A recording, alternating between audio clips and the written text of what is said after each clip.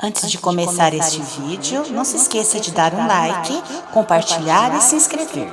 Obrigada! Segundo domingo da Quaresma, Evangelho de Mateus, capítulo 17, versículo de 1 a 9. A transfiguração de Jesus.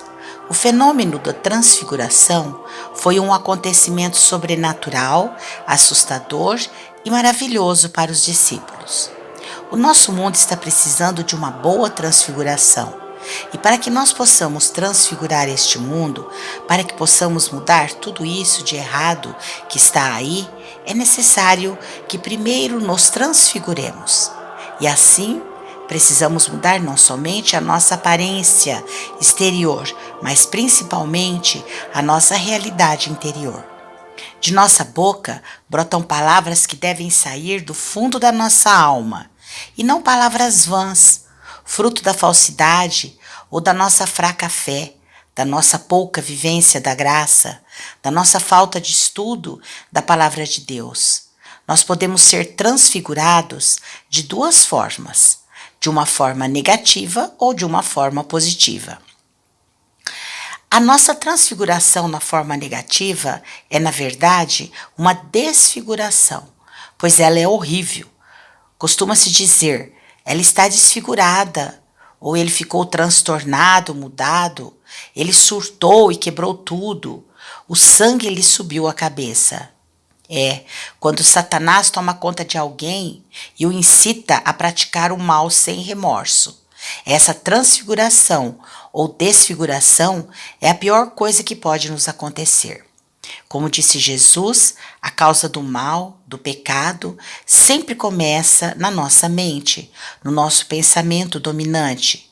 Nós fomos criados por Deus para amar e sermos amados, mas infelizmente no nosso cérebro podem se instalar os mais malignos dos pensamentos, de inveja, cobiça, desejos, desamor, vingança, soberba, os quais vão gerar ou produzir ações de muitos pecados graves.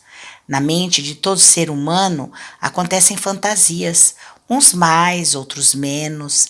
A mente de um cristão, praticamente quando é invadida por uma fantasia, imediatamente ela é repelida, reprimida pela firmeza da fé, por orações, pelo sinal da cruz e etc. Já na mente daquele que vive distante de Deus, as fantasias criam asas, crescem sem nenhum controle e o pior, com o empurrão do diabo.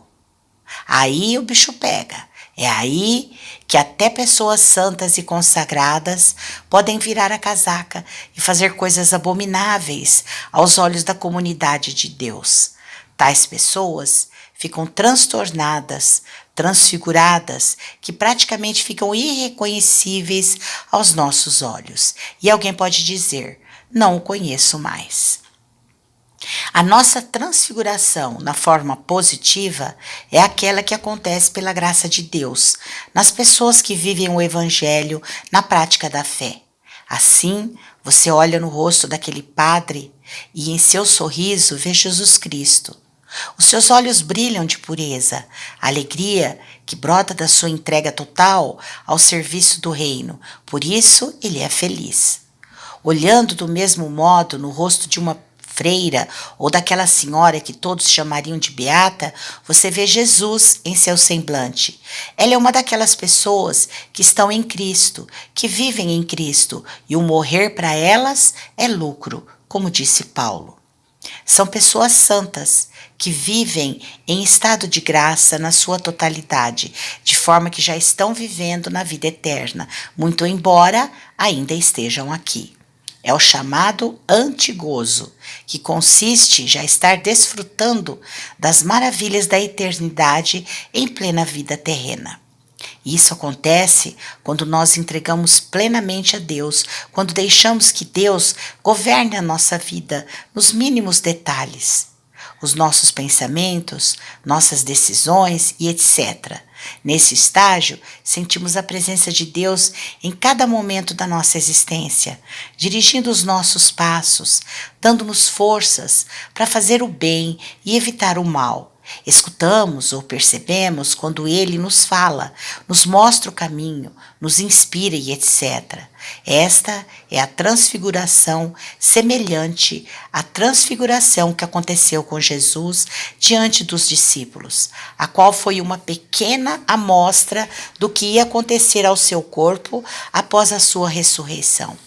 Caríssimos, é tempo de quaresma, é hora de avaliarmos a nossa conduta, é hora de aumentar o nosso tempo de oração, meditação, leitura da palavra, é hora de nos convertermos.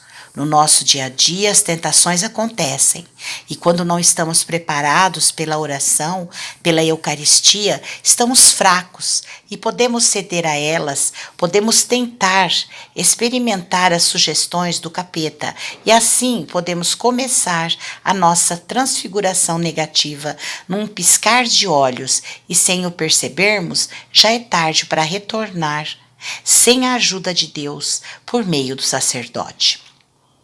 Sejamos firmes, vamos nos transfigurar, vamos a cada dia mudar para melhor, levando mais a sério a recomendação de Jesus. Vigiai e orai. O espírito é forte, mas a carne é fraca. Seguindo os ensinamentos de Jesus, estaremos livres da corrupção, da pedofilia e de toda transformação para o mal. Precisamos cultivar a nossa fé, precisamos nos apegar mais a Jesus, pois Ele é a ponte, o mediador entre nós e o Pai. Foi por isso que Jesus disse que ninguém iria ao Pai se não fosse através dele. Pedro ficou tão maravilhado com aquela experiência que sugeriu ficar ali para sempre, acampados em tendas. Nós também, quando estamos transfigurados pela graça de Cristo, pensamos em permanecer assim para sempre. E é bom que estejamos transfigurados na hora da nossa partida, senão iremos para aquele lugar horrível, onde haverá choro e ranger de dentes. Irmãs e irmãos, é isso que o mundo precisa fazer. Ouvir a voz de Jesus e segui-lo. Quem vai à missa está sedento de uma palavra de consolo, uma palavra que lhes fale dos seus fracassos, frustrações, dos seus pecados, da sua preguiça de buscar a Deus e outras coisas parecidas.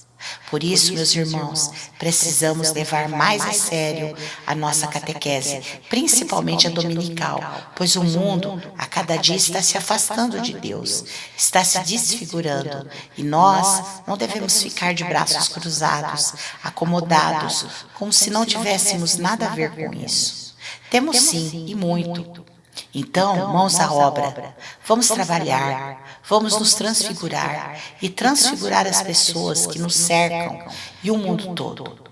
Roguemos a Jesus para que Ele nos transfigure também, que Ele nos ajude a mudar de vida, para que nos convertemos e nos transformemos de pecadores a pessoas santas. E tenham todos um bom domingo, agora já transfigurados.